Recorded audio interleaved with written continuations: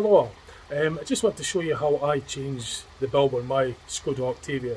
It's a Mark II 2011 model. It's the dipped headlight. It's on the near side. So this is the model of car that I have.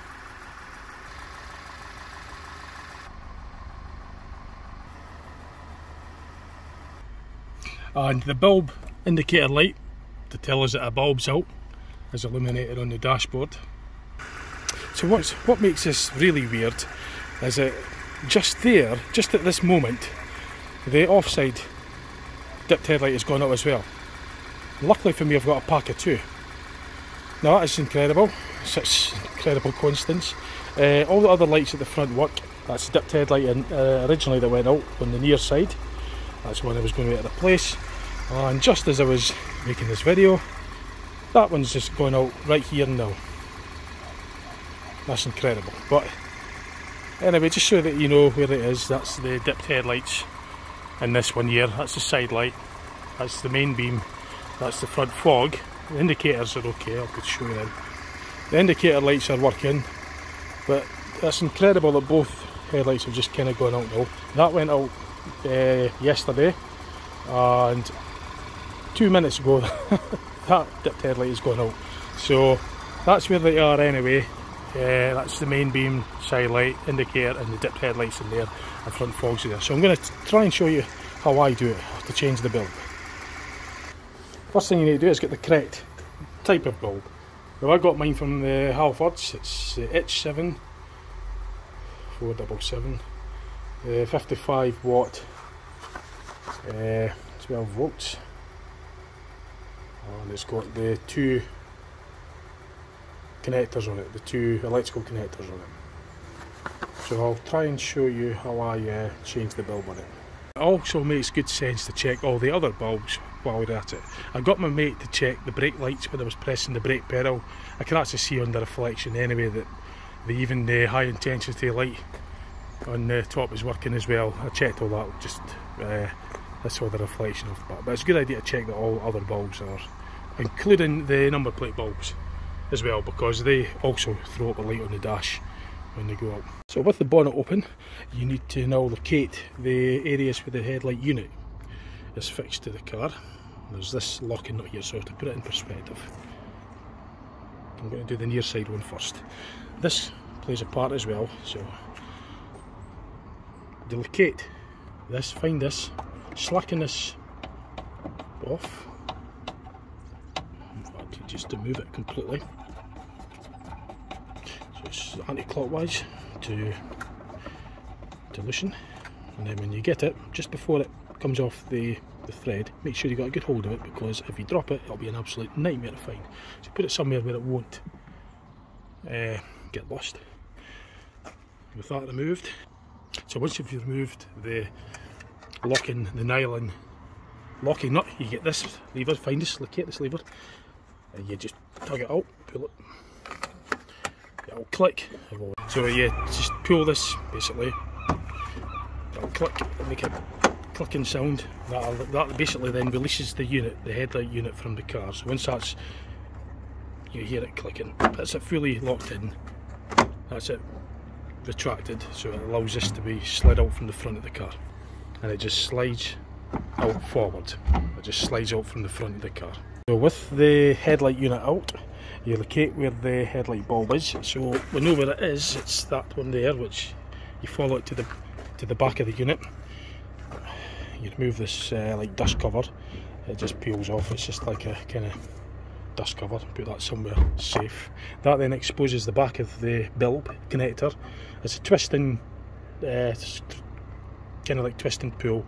It's located there, and there. It's difficult to show, but you can zoom in.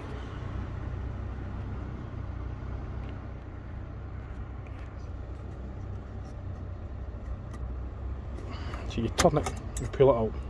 These locking tabs there go underneath these tabs, so these tabs sort of go under there, and it's the same with the other side. There's another tab on this side at the bulb holder that goes underneath there, so it's just pushing it in and turning it, and that locks the bulb, the headlight bulb, into the unit. So with that out, you just sort of get trying to remember how the bulb's orientated in the connector, and then it just pulls out from the connector. But when you put it back in, you've got to make sure it's in the right orientation. So look at these markings on it at the bottom, and the pattern as well, just sort of make a mental note as to where it fits in. A bit of gentle persuasion, the bulb should just then disconnect from the connectors, the electrical connectors, which goes into there. So when you reinstall the new bulb, it's a good idea not to touch the glass, because this bulb gets extremely hot, and any oils from your hands, sweat or anything causes a discoloration on the bulb. This bulb's finished, so it doesn't really matter. So you just then now reinsert the new bulb. It's basically a push fit. You just do the reversal, you just push the bulb connector in and then turn it. It's basically push it in and turn it, so these lugs go underneath this, underneath that. So it's a bit hard to explain it or show you, but that goes under there basically. So as you push this in, it's hard to film it and do this at the same time, but that's it located in now. You can see it's underneath there, it's underneath that lug, and it's underneath there as well. That's the locking tab, that's just got to go under there, and that's the bulb in firmly. So you put the dust cover back on now, and then just slide back in the unit, making sure that this thread goes through the hole there on the bodywork. That's in, then you push that back in, which locks the bottom bit.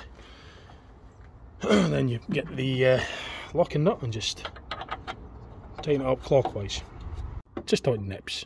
That's all it is, it's just an island. It's only holding the plastic headlight unit in. So it's locked in there, it's in firmly, that's in tight. That's tight enough. Any more you're just going to round it, but that's fine, that's just a plastic thing. So really that's all it needs, it's just to stop it from rattling the bolt and coming loose. There's all this there to lock it in with, so that's fine. That's all I've done it, and it's no fell out yet. So for the other side, the driver's side, or the off side, same thing applies, just slacking off the locking nut, the nylon locking nut. And with that removed, put it somewhere safe, and remember that the old bulb's still there. That's the old bulb, so don't worry about that. And it's the same sort of scenario with this. You just pull that out so it clicks. Then that should allow the unit just to slide off the front of the car, which it's doing.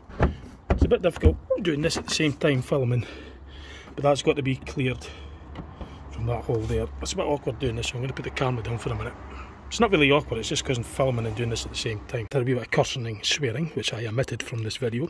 What it was is it slides out technically, in theory, but in practice this sometimes gets caught on this bit of the wing. So it was a case of just having to try and move it up about ½ millimetre just to get a clearance. It's been like this all the time, it's caught in there. That's a little bit awkward because of the wing bit just catching that rubber seal, or this plastic bit on there. But once that's free, then you're good to go to get to the back of the unit. So that's the back of the unit. I mean, you could disconnect it from the main connector and remove the unit completely, but this is plenty for me, because that's where the headlight bulb is, and all I need to do is just get to the back of that, which is easy now. I'll just rest this against my legs because I don't want it dropping out and hanging by the wire. You just remove the dust cover, it just peels off, and it's the same scenario. You could see how it's fitted. So it's a twist. It's going to be twisting up this way because that's the opening to the lock. So once you're pulling this, if you're twisting it anti-clockwise, that bit goes up, that bit there goes down. But you can see where that escapes from this locking tab on the downwards twist, and this bulb bit here escapes from the locking tab on the upward motion as you're twisting anti-clockwise. So that's it there, and that's it twisted and pulled out. That then exposes the actual bulb, and you just pull the bulb from the connector. Noting at the bottom bit of the bulb, this flat bit goes to the the bottom. So take a sort of mental orientations to how the bulb fits when you're before you pull it out, so you know how to put the new one in. I kind of got to wiggle it out, and alright, choice of words, never mind. But yeah, you've just got to manipulate it out. It just takes a bit of persuasion, but eventually it will come out. Now I had it loosened anyway before I faffed about with it on camera, but it does come out. It's just basically a push fit.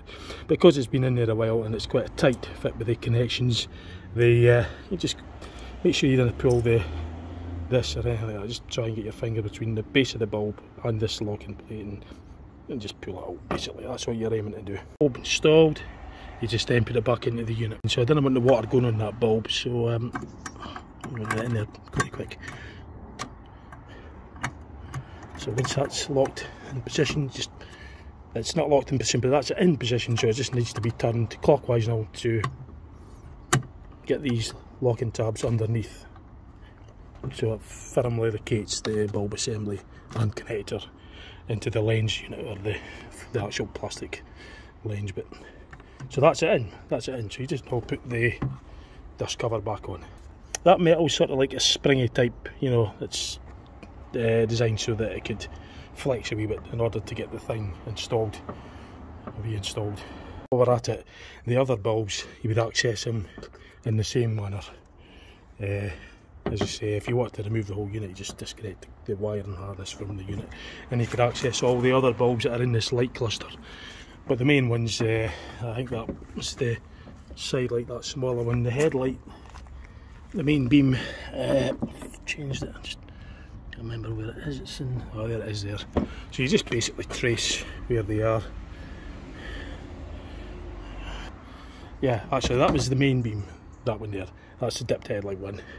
That's the indicators, and I think that there is the side light. I've not done a side light on this for a while, but it's just sort of like got to find where they are on the unit, and just that's the side light there. So I'm just showing you well on here. We get into that. So I've got back into this again. I've took the back dust cover off and just figuring out how to get the side lights. I know that's the indicator. That would come out for the indicator. That's the main beam. That's the dipped. Now the side light, which is again like above the dip, it's in there. It's tucked in there. It's a bit hard to show on the video, but it's not very clear on here. But you could of course take the whole unit out of the car and do it, you know, at a bench or something. But it looks like it's on that sort of extension thing there, and you must pull that out to get the bulb out. I've not done a side on this end, not yet anyway, but that's where it's located. That's how you access it. So I presume I'm not going to mess with it still, but I think that's, you just simply pull it out and change the bulb. But that's where you would find it anyway, at least. So I'm going to get this cover back on now. So it's just finished the reversal removal. Push the headlight unit back into the headlight assembly unit back into the actual car. Make sure this is through the threaded bits through this here. I'll try and show it in relation to the rest of the engine compartment. That's the passenger side one, and the driver side one. That's where you'll find it. And you get the nylon locking nut, just stick the nut back on, turn it clockwise until it just bottoms out. You don't have to tighten it too much because it's only had the headlight in. It's made of plastic, it's light, it's all really located, and if you start tightening it too much, you'll damage it. Make sure you push this back in. I'll do that one first, actually push that in first, make sure it's locked at the bottom, then just continue on. You can see it's kind of like how it's held in position, and all this lock nut's doing is just stopping it from falling out. It's not really putting any pressure to lock it in as such, it's just kind of like keeping it in place, but it's already in place, and this lock nut is only just stopping this unit from coming out. It's not got any weight on it or anything, there's no weight on here, it's just to stop the thing from just, you know, working loose. There's no any pressure, there's no like support or anything, it's just to keep it located, that's all. So that's why you don't need to pure torque it right up or anything. So let's do the $64,000 question, the test, to see that the headlights actually work. So both headlights, well, dipped headlights are working. Both dipped headlights now. are back in working order. And you can see now that there isn't any more bulb light on the dashboard. There's nothing, there's no light now. That's the job. The job's a good one, that's it. Bulbs have changed. That's how you change the bulbs on a Skoda Octavia mk2 facelift model, because this is the mk2 facelift. Remember, the mk2 came out, I think it was 2005. It was slightly different headlight unit, but so it's the full house. We've got every light working now on the front. That's the job of goody. Dipped headlight near side, dipped headlight driver's side, which you can't actually see. It's just the way it's definitely lit up.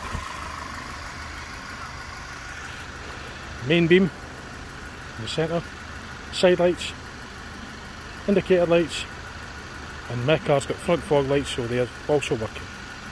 And then if the bulbs go on them, and if I remember, if I've got time, I'll do a video to show you how to change these also. And the repeater lights on the indicators are also working too. On the wing mirrors rather. The repeater indicator lights on the wing mirrors are also working. Now, as a tip, if you want to test the reversing lights, you could switch the engine off, put the ignition on, put it in reverse gear, and your reversing lights will come on. That's if you're on your own, you've got nobody there to check, or you could just simply get a mirror. For reversing, for the brake lights, you could just use like a mirror. You can see it off the reflection of a vehicle behind you. But the reversing lights anyway, you could just put the engine off, but then turn the ignition back on, select reverse, and both reversing lights will come on whilst the engine's off. Then you could get up and check them. So, I'm not a motor mechanic or anything like that. I just do it the way I've done it. That's the way I've done it, and just showing you how I do it on my Skoda Octavia mk2. 2000. The mk2As I think were from 2009 up to 2012. The mk2, which was I think 2005 up to 2008/9, and then the facelift model. Well, the one I've got is a facelift model. For the mk2, it has actually got a slightly different shape of headlight. I don't know just how it will be on that. I'm going to guess it might be something along the similar kind of lines to the mk2A. I mean, that might be the reason why it's easier in the mk2, because they might have made a revision to it. But anyway, if you've got that model of car, then I hope that helps somebody out that needs to change the dipped headlights. The headlights, well, I'll show you where they are. Similar sort of procedure. Just take the unit out and do that. I've had to change the headlight on that. It's just virtually the same. I think it's 60 watts, so you go to the shop and make sure you get the right bulbs, because the headlight bulb and the dipped headlight bulb is they're different. The headlight is slightly higher wattage, but you make sure you get the correct bulb, and the rest is just, to get the unit out is the way to do it. And if you want, you could disconnect the wire and harness and actually remove the unit completely from the car and do it somewhere else if it's easier. I was able just to rest the unit on the bumper and just because it didn't hang on the wires, but there was enough access for me. That's how I done it. You could do it whatever way you want. But so I thought I'd share that with you. I hope it helps somebody out that wants my advice on how to change a headlight bulb on the Skoda Octavia mk2A from 2009 to 2012. Okay, thanks for watching. Cheers. Bye now.